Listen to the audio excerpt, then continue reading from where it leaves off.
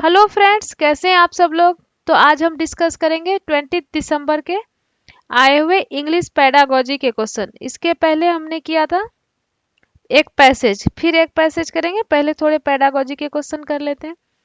National education policy advocates study of. तो national education policy जो है वो क्या पढ़ाने के लिए कहता है।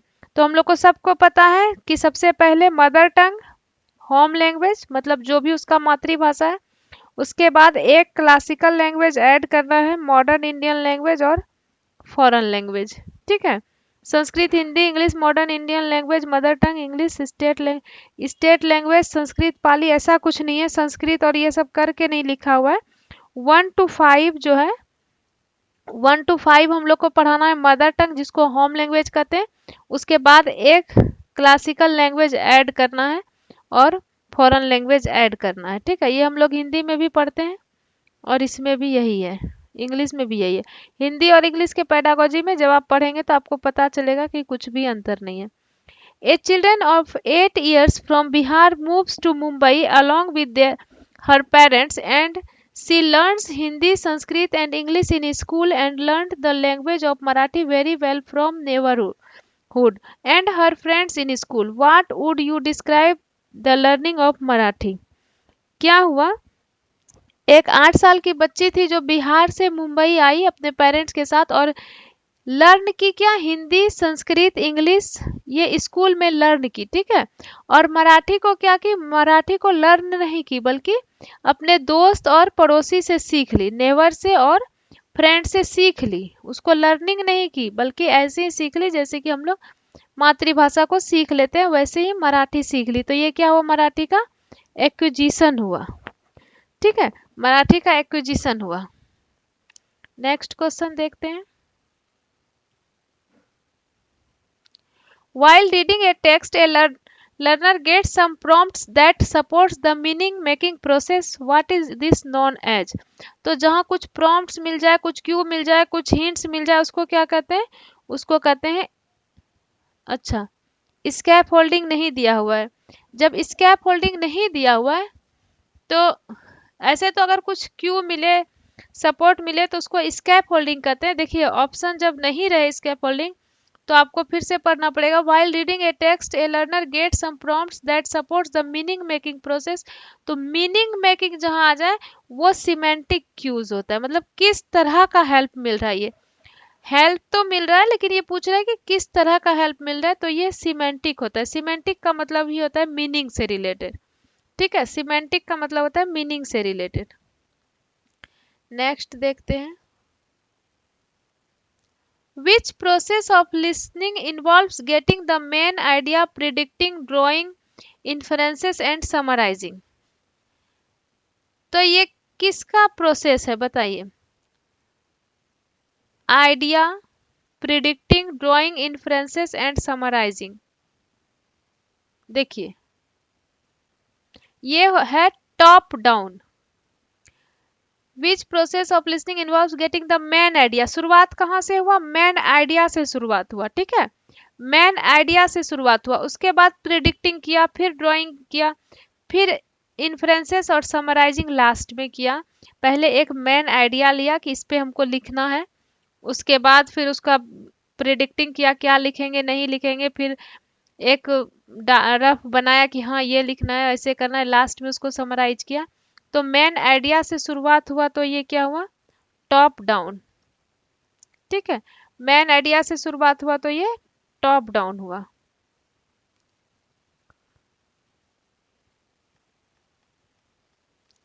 Nouns, verbs, adjectives, adverbs are categorized as। Nouns, verbs, adjectives, adverb को क्या कहते हैं, इसको कहते हैं content words. Nouns, verbs, adjectives, adverbs को कहते हैं content words. Knowledge about the form, describing and applying it in limited practice is। क्या है बताइए। देखिए knowledge about the form, describing and applying क्या होता है, ये होता है डिक्लेरेटिव नॉलेज। डिक्लेरेटिव नॉलेज मतलब क्या चीज का ये जवाब है, क्या पढ़ा रहा है, तो कैसे डिस्क्राइब करना है, अप्लाई करना है, ये सब सिखा रहा है, क्या का ये आंसर है। हाउ का जब आंसर होता है हाउ, तो हाउ का जो आंसर होता है कि कैसे पढ़ाना है, तो प्रोसीजरल नॉलेज। और व्हाट का जो आंसर है कि क्या पढ़ाना है, तो वो डिक्लेरेटिव। इसमें क्या पढ़ाना है, क्या क्या का ये सब आंसर है, ठीक है। क्या का जो आंसर होता है वो होता है declarative knowledge. Origin of the text from context in natural language is। Context in natural language मतलब नेचुरल लैंग्वेज के कॉन्टेक्स्ट में पूछ रहा है कि ओरिजिन ऑफ द टेक्स्ट क्या है, बताइए। Origin of the text,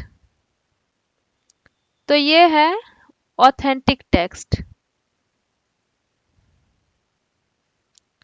next देखते हैं, which of the following are true of language assessment. Assessment, achievement of learners, assessing the grammatical knowledge of learners, assessing the language proficiency of learners, to find what learners do not know। क्या assessment हम इसलिए करते हैं, ये जानने के लिए कि करते हैं कि लर्नर क्या नहीं जानते हैं, या फिर ये जानने के लिए करते हैं कि लर्नर का क्या अचीवमेंट है, या फिर ये जानने के लिए करते हैं कि कितना ग्रामर आता है, ग्रामर का कितना नॉलेज है। नहीं, ये जानने के लिए कि करते हैं कि कितना लैंग्वेज उन्होंने सीख लिया है लर्नर ने, ठीक है, कितना प्रोफिशिएंट हो गए, कितने दक्ष हो गए हैं नॉलेज में, कितना नॉलेज उनको, लर्निंग नॉलेज कितना आ गया है लैंग्वेज का, ठीक है।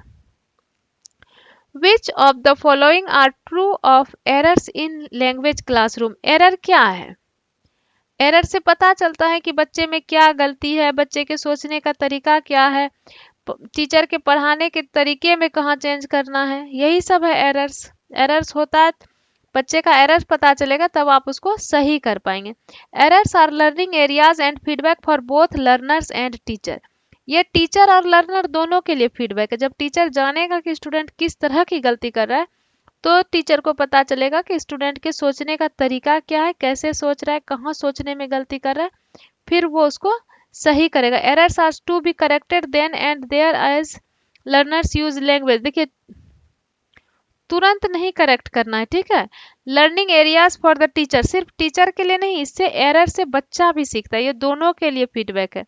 Error is an indication of interference of first language in the, नहीं कर रहा है, एरर इसलिए हो रहा है क्योंकि फर्स्ट लैंग्वेज जो है वो इंटरफेयर कर रहा है। ऐसा नहीं है, फर्स्ट लैंग्वेज को तो बहुत ज्यादा महत्व दिया गया है, तो पहला ही इसका सही है, पहला ही सही है। A language teacher along with her social science colleague gives an assignment on cultural diversity of India। एक लैंग्वेज का टीचर है, ठीक है, और वो क्या किया, सोशल साइंस के टीचर के साथ एक असाइनमेंट दिया कल्चरल डाइवर्सिटी ऑफ इंडिया पर। Learners are to consult social science books and other books and documents relating to history. और बच्चे को, लर्नर को कहा कि आप लोग इसको लिखने के लिए सोशल साइंस बुक से पढ़िए।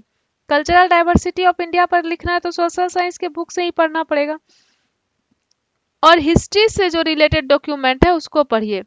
Geography, culture and politics to write a report and development a poster on the theme. और इस थीम पर पोस्टर बनाने के लिए आप हिस्ट्री, ज्योग्राफी, कल्चर, पॉलिटिक्स सब कुछ देखिए, देखना ही पड़ेगा क्योंकि थीम ही यही है, cultural diversity of India. What would this process of language learning called. Language learning के इस प्रोसेस को क्या कहते हैं, बताइए। टीचर है वो, टीचर किसकी है, वो टीचर सोशल इसकी लैंग्वेज की, मतलब या तो हिंदी की टीचर होगी या इंग्लिश की टीचर होगी, ठीक है। मान के चलिए इंग्लिश की ही टीचर होगी, इंग्लिश में क्वेश्चन आया है तो, और वो बनाने के लिए देती है कि एक आप लोग प्रोजेक्ट तैयार करिए कल्चरल डाइवर्सिटी ऑफ इंडिया पर, और इसके लिए आप लोग सोशल साइंस के बुक से हेल्प लीजिए। तो इसको क्या कहते हैं, इसको कहते हैं लैंग्वेज अक्रॉस द करिकुलम। आप कुछ भी पढ़ाएंगे तो उसको लैंग्वेज से ही पढ़ाएंगे। मान लीजिए आप महात्मा गांधी पर निबंध लिखने के लिए कहते हैं इंग्लिश में, तो आप इंग्लिश पढ़ा रहे हैं और साथ में क्या पढ़ा रहे हैं, हिस्ट्री भी पढ़ा रहे हैं। तो आप कोई भी सब्जेक्ट पढ़ाइएगा तो पढ़ाइएगा उसको लैंग्वेज से ही, है कि नहीं। तो लैंग्वेज अक्रॉस द करिकुलम मतलब हर करिकुलम में जो है वो लैंग्वेज है, और लैंग्वेज पढ़ाने के लिए आप कोई भी करिकुलम ये यूज कर सकते हैं, ये भी इसका कहने का मतलब है। A learner while learning the new grammatical form, say future perfect will have plus past participle is able to connect what he has already learned. The present perfect form has plus past participle. What would this learning strategy be called? मतलब कह रहा है कि पहले उसको जो सिखाया future perfect और पहले जो सीखा हुआ था प्रेजेंट परफेक्ट, उससे कनेक्ट करके सिखाया। ठीक है, बच्चे को जो सिखाया उसको सिखाना था पहले फ्यूचर वाला, ठीक है, और वो पहले से सीखा हुआ था प्रेजेंट वाला, तो उसी से उसको कनेक्ट करके सिखाया कि जैसे तुम प्रेजेंट में करते हो हैज प्लस पार्टिसिपल, उसी तरह फ्यूचर में हैज की जगह बस विल हैव लगाना है और पास्ट पार्टिसिपल लगाना है। पहले का जो उसका नॉलेज था उसी को आधार बना के आगे का नॉलेज सिखाया, तो इसको क्या कहते हैं बताइए? इसको कहते हैं कॉग्निटिव स्ट्रेटजी। पढ़ाने का स्ट्रेटजी है कि पहले से जो बच्चा प्रीवियस नॉलेज जो है बच्चे के पास उसी को बेस बनाकर आगे पढ़ाना। ठीक है, a learner is able to read a text with limited understanding. एक लर्नर है जो कि टेक्स्ट को एक लिमिटेड अंडरस्टैंडिंग के साथ रीड कर सकता है। She is able to read the text very well and do the comprehension task with the support of her elder brother. और जब उसका बड़ा भाई उसको सपोर्ट करता है तो फिर वो उसको बहुत अच्छे से समझ लेता है, बहुत अच्छे से पढ़ भी लेता है और समझ भी लेता है। This practice of learning teaching is, तो इस प्रैक्टिस को क्या कहते हैं? अपने से पढ़ पा रहा है लेकिन उतना अच्छा से नहीं, थोड़ा बहुत समझ रहा है, लिमिटेड अंडरस्टैंडिंग के साथ पढ़, लेकिन जब उसका भाई सपोर्ट करता है तो वो बहुत अच्छे से पढ़ लेता है। तो इसका भाई क्या कर रहा है? उसका भाई कर रहा है स्कैप होल्डिंग, मतलब टेम्पररी हेल्प कर रहा है। A task which supports learners to connect form meaning and use is, एक टास्क है जो लर्नर को सपोर्ट कर रहा है किसमें? फॉर्म कनेक्ट करने में और मीनिंग और यूज करने में। तो इसको क्या कहते हैं बताइए? Communicative task in grammar learning, मतलब ग्रामर सीखने में वो कनेक्ट फॉर्म मीनिंग यूज, वो उसको यूज भी करना सीख रहा है, कम्युनिकेट करके बातचीत करके ग्रामर सीख रहा है, इसलिए इसको कहते हैं communicative task in grammar learning. Procedural grammar learning, procedure जिसमें तरीका सिखाया जाता है वो होता है। Formative task of grammar learning. Language learning task for meaning making, ये मीनिंग मेकिंग के लिए नहीं है, ये a task which supports learner to connect form meaning and use, ये ऐसा टास्क वो कर रहा है जो उसको सपोर्ट कर रहा है मीनिंग बनाने में और सीखने में। Which of the following is consciousness raising strategies in grammar learning? Consciousness raising मतलब क्या हुआ बताइए? Consciousness raising, present grammatical item as form and practice may need a time to use it later in isolation, मतलब grammatical item को form में पहले present करे, बाद में इसको जो है अलग में यूज करे। Present the grammar language item in context, context में यूज करे। ग्रामर का जो आइटम है उसको कॉन्टेक्स्ट में मतलब संदर्भ में दिखाए, प्रेजेंट करे। enable learners to notice and use it and let draw their attention to its form। देखिए इसमें कह रहा है कि पहले उसको बता दीजिए क्या फॉर्म होता है, सब्जेक्ट वर्ब ऑब्जेक्ट ये सब सिखा दीजिए, उसके बाद उसको कहिए कि अब तुम बाद में इसको जो है अकेले में प्रैक्टिस करो। इसमें कह रहा है कि आप उसको कॉन्टेक्स्ट में सिखाइए, जो भी फॉर्म है उसको कॉन्टेक्स्ट में सिखाइए और उसको notice and use it later draw their attention to its form.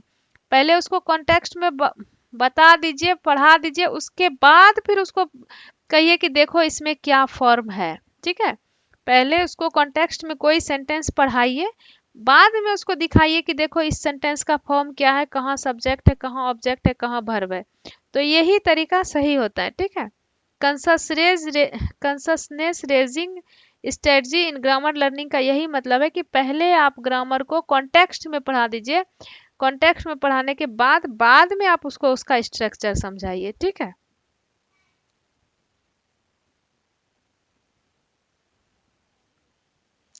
Constructivism as a learning theory believes that, constructivism क्या विश्वास करते हैं, संरचनावाद, संरचनावादी, children learn new knowledge through classroom teaching, classroom से सीखते हैं।